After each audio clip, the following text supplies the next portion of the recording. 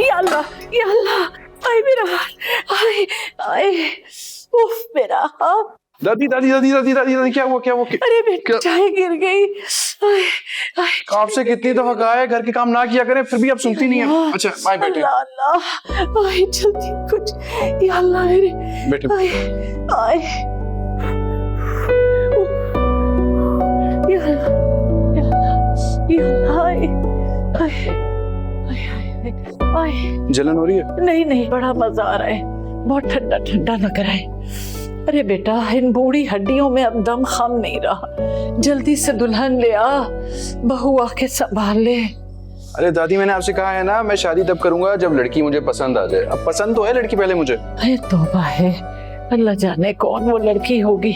अरे दादी आप नाराज क्यों होती हैं? आप तो नाराज ना हो ना, आपको पता है आप में जान बचती है मेरी।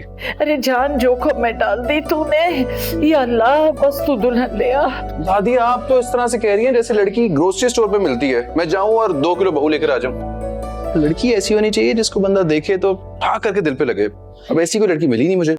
अरे बेटा लड़की ना हुई, कोई गोली हो गई। अरे रजिया ने तस्वीरें भेजी है ना, उसमें से देख ले, और या फिर ये करके ऑर्डर पे मंगवा ले कोई लड़की। दादी लड़की ऐसी होनी चाहिए जिसको बंदा देखे ना तो बस देखता चला जाए।